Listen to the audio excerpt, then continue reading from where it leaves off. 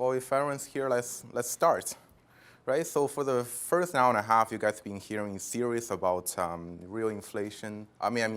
Real interest rates and wage distribution. Now, again, as having this business background, let's see how do we use it, and particularly how do we make money from it, or how do a politician might be able to use what we learned and maybe make better judgments on their policies.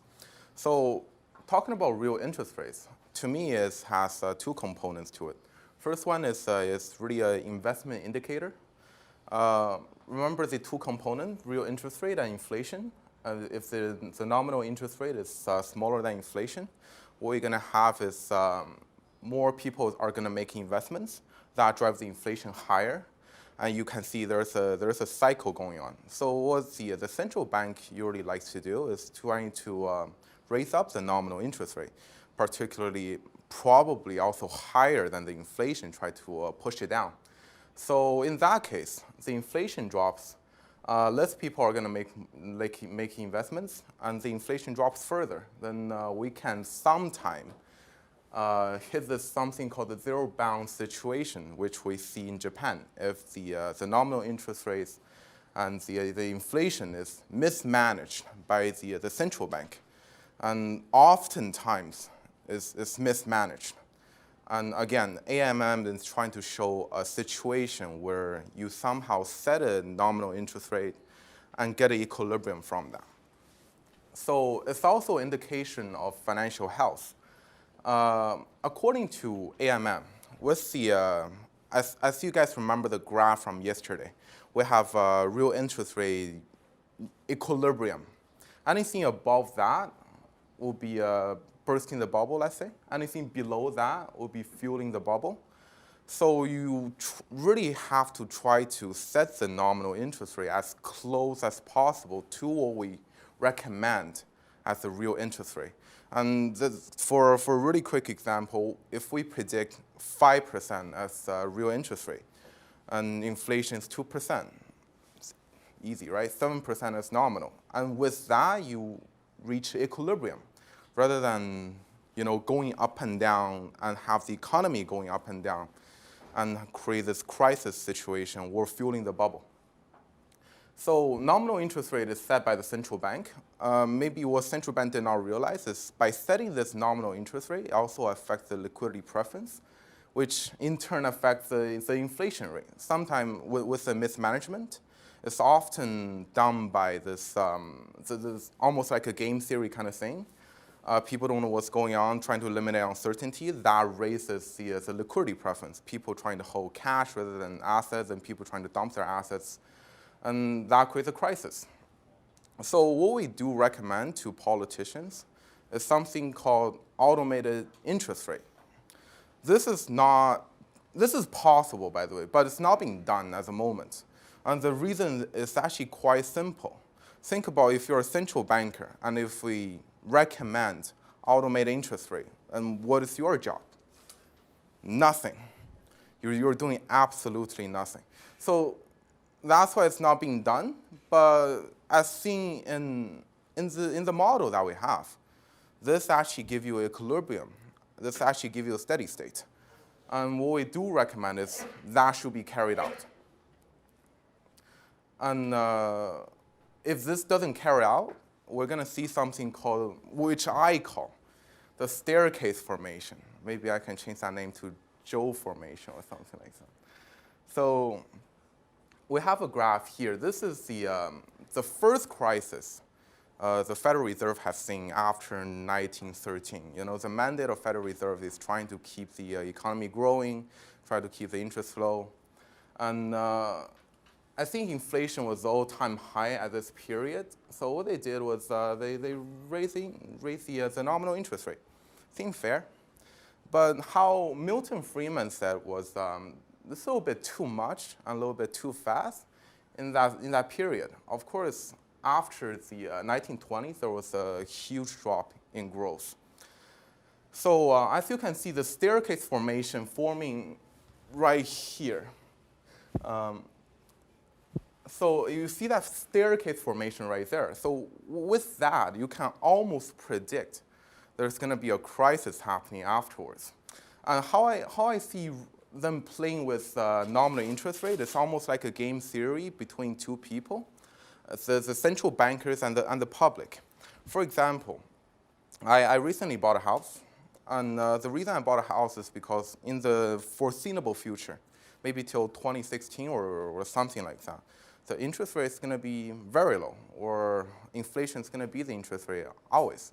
And that's my expectation. If the central government decided to, hey, you shouldn't be earning that money, what should I do? Get liquidity preference, right? I'm going to sell my assets. I'm going to turn it into cash, then see how you handle this.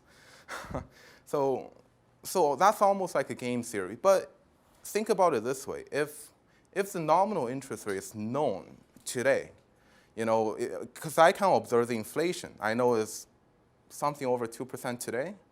If I have, it's always going to be a +3 to reach equilibrium. I know it's going to be 5%. I know the future inflation is going to be higher. I might say, maybe not a good time to buy a house. So that doesn't generate that staircase formation. So having experienced this crisis in 1920, you'll think that the central banker, particularly the Federal Reserve, learned their lesson. Apparently not. So 9 years later, in 1929, again, we see this staircase formation right here, with the interest rate rising relatively smaller than that. And by hitting this point, as you can see, the government is really trying to save it, but it's already too late. So real interest rate is rising all the way through. And that, again, generated a crisis. And in 1980, what you can see is a staircase formation right here. That in 1980, as you guys all remember, I think that the stock fall that day was almost statistically impossible. It was almost like a monkey typing out a Shakespeare play kind of probability. So, to a mathematician maybe. So as you can see the staircase formation right here. Also, if you might realize there's another staircase formation here, which I recently just observed when I was sitting there. As you can see, this leads to the dot-com bubble. Surprised? I say no, I'm not surprised. And in 2007, again, the staircase formation right there, that leads to a huge drop in growth. In my computer, actually says the crisis starts here, but apparently this projector failed to project it. So enough about US. Let's do something we call the cross-country analysis. I know you guys love to do that. So back to Asia. I know there's many countries that doesn't belong to Asia, but let's just focus on Korea Republic. You'll be surprised how hard it is to find real interest rate on Asian economies. You'll be surprised. As you can see, the staircase formation forming here. Also, there's a bubble filling here. In 1997, oh God, I think it's here. The bubble burst. Surprised? I guess not. And another one showing is this. I found this on what I call Router. I really don't know how to pronounce it. Don't correct me.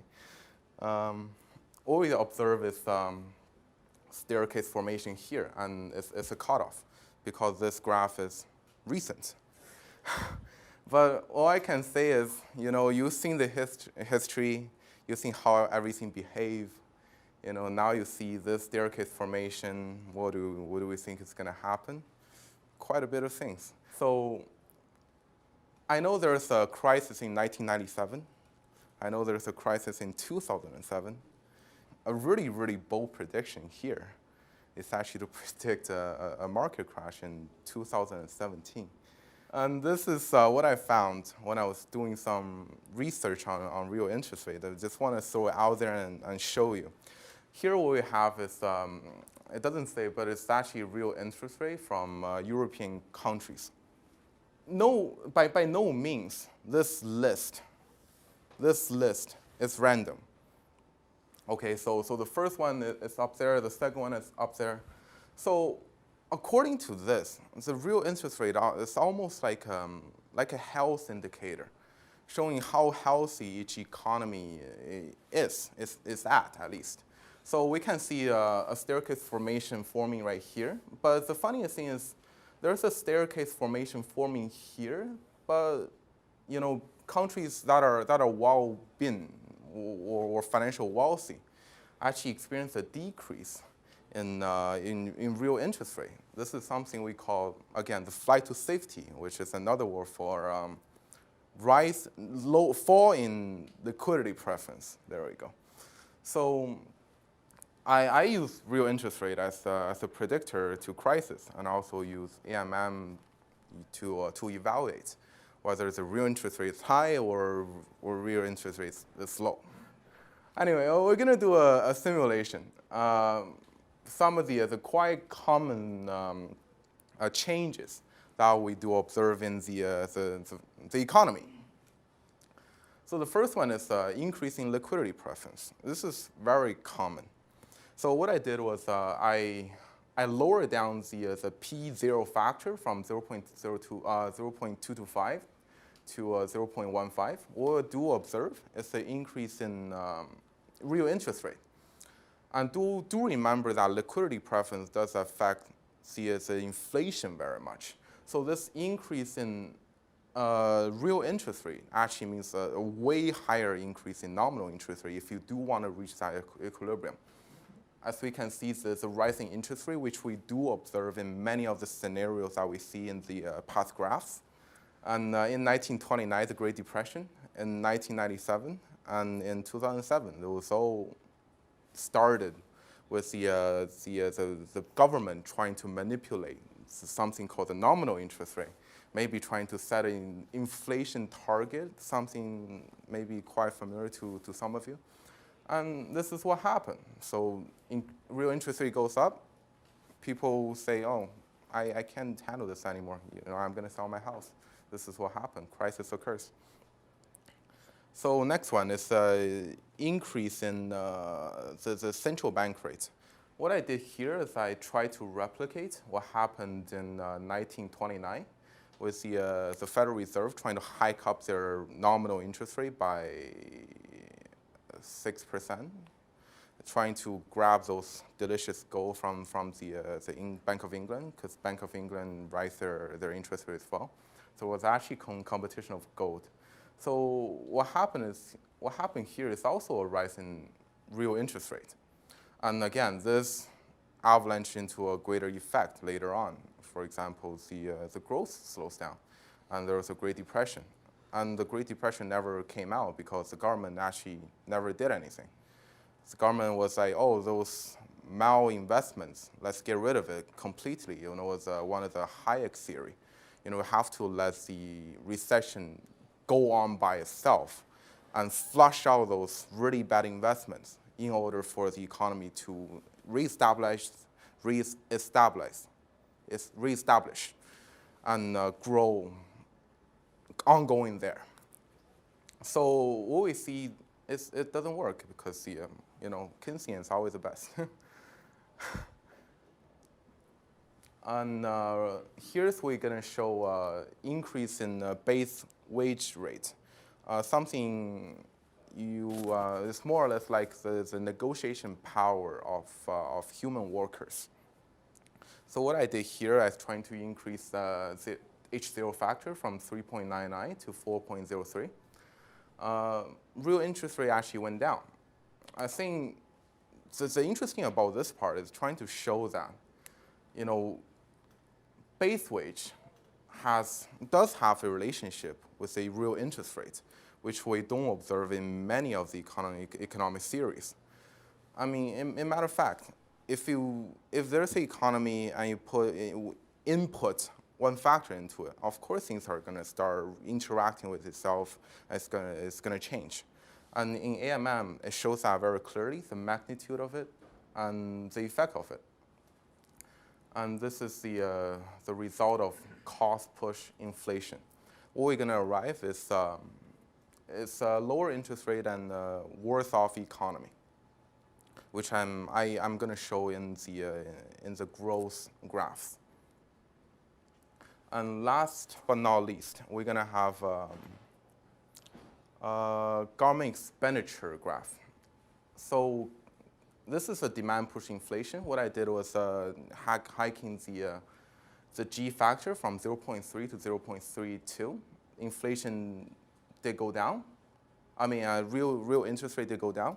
I think the really interesting part about this is the ISLM curve tells us a little bit of a different story. What it shows is that higher growth really leads to a higher interest rate. And over here on this graph, we show the opposite.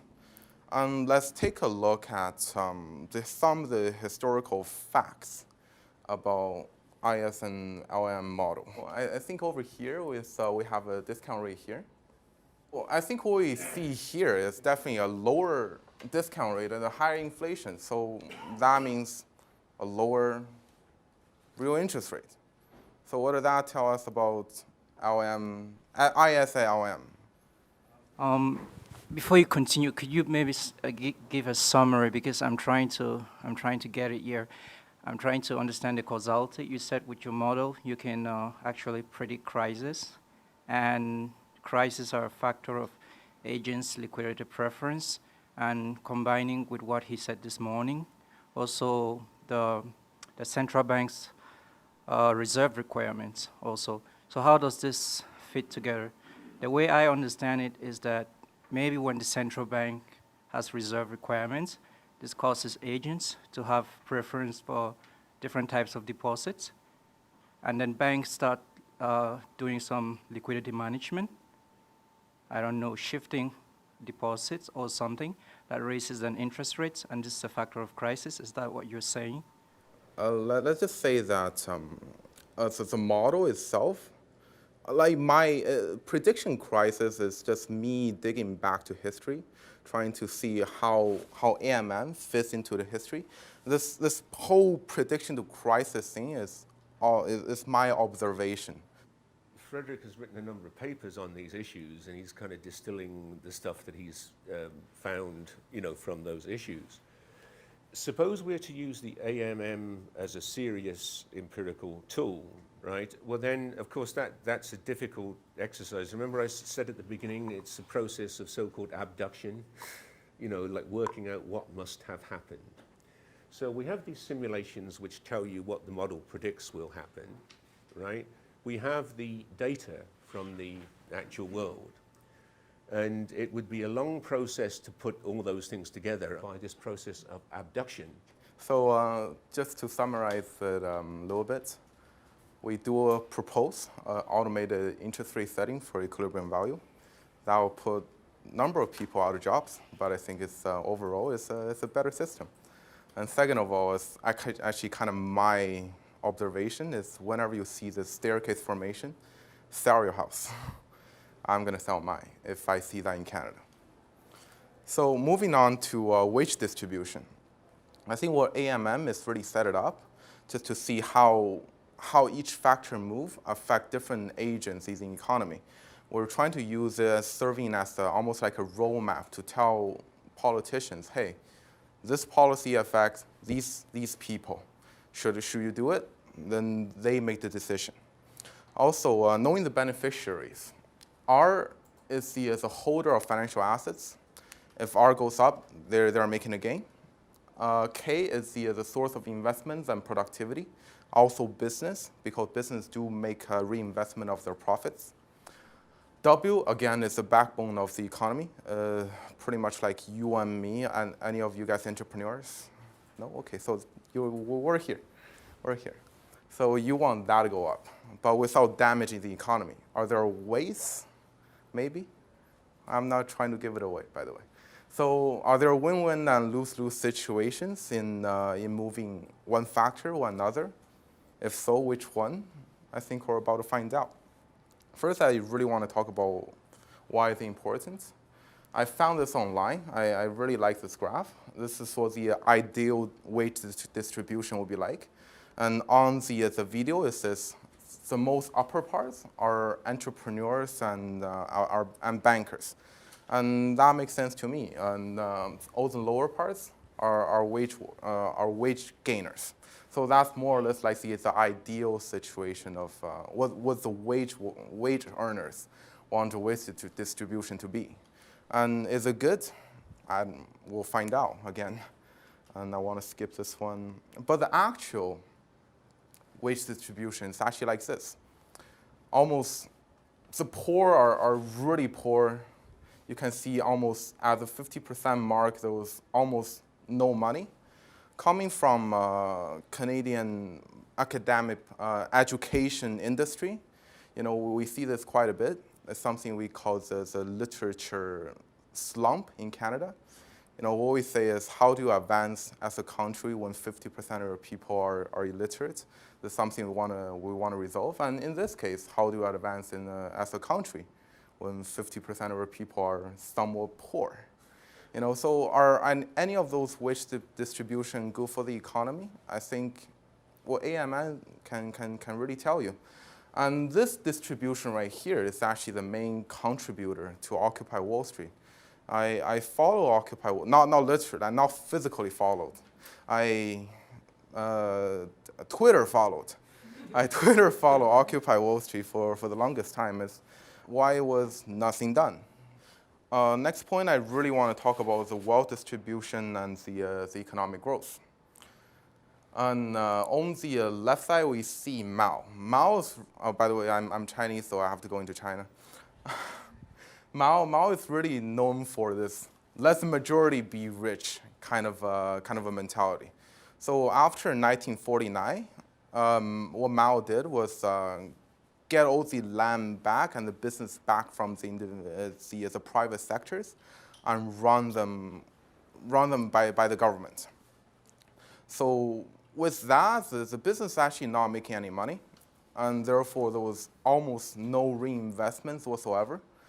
So the real almost like industrialization in China was almost bringing pots and steel and makes them, again, pots and steel. Almost no value added in this case. So after Mao died and after some period, this man, Deng, came into power. Deng is really famous for knowing let the minority be rich first. He specifically pointed out 4 spots in China. One of them is Shenzhen. And what he did is trying to attract foreign investments. And what this attraction of foreign investment does to the economy is it brings up the productivity in those 4 areas. And later on, we'll see what the effect of productivity has on the economy. But I think from the title of this Time magazine, you see which one is a better wage distribution in China at the moment. So a little bit of recap. The whole value creation is A, so nobody can earn more than A.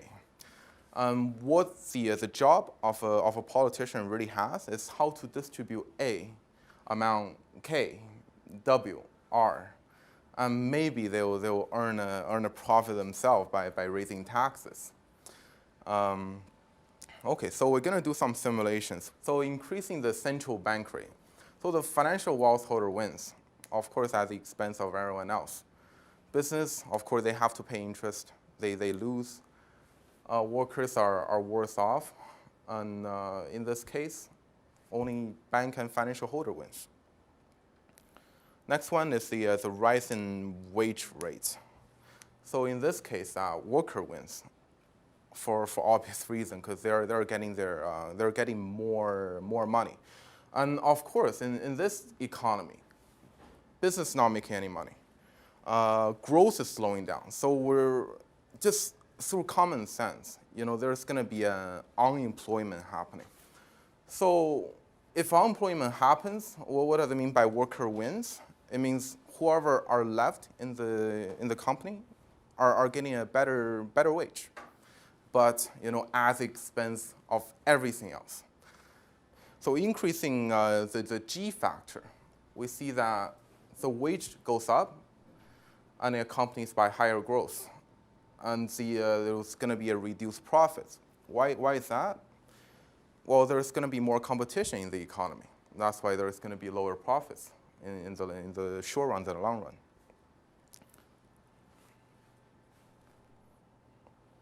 So is your model a model for a socialist or a capitalist economy? The AMM is meant to be for a capitalist economy. That's not necessarily a free market economy, though. You know, it's one that has money and, you know, and so forth.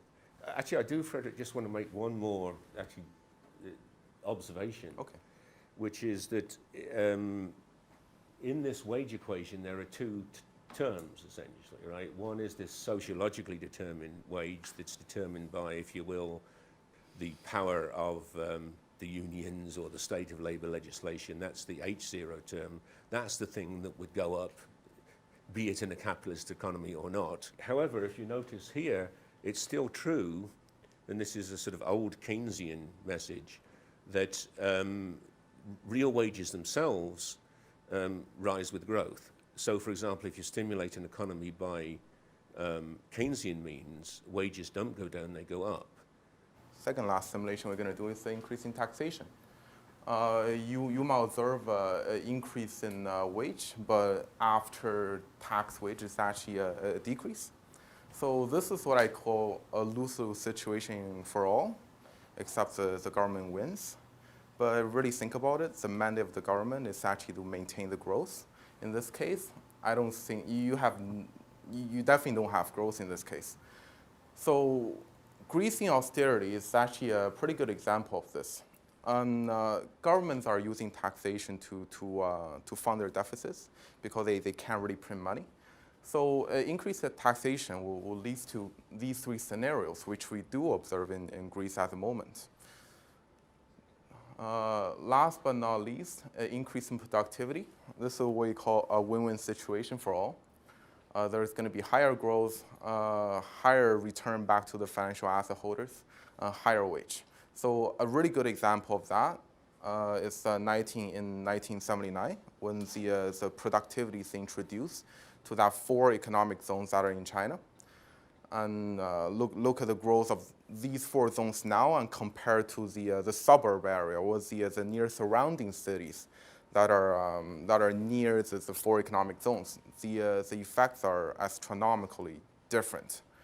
And with the increase in productivity, we really mean the trains and cars. So a summary of what I have discussed. So this is the chart of who wins and who gains in any of those situations which I've just listed. So the interesting part is actually at the very bottom. With productivity, everyone gains. With increasing taxes, everyone loses. So a really good message to any governments that are out there, don't increase in tax. You're gonna love your people. So I'll throw it back to you, John.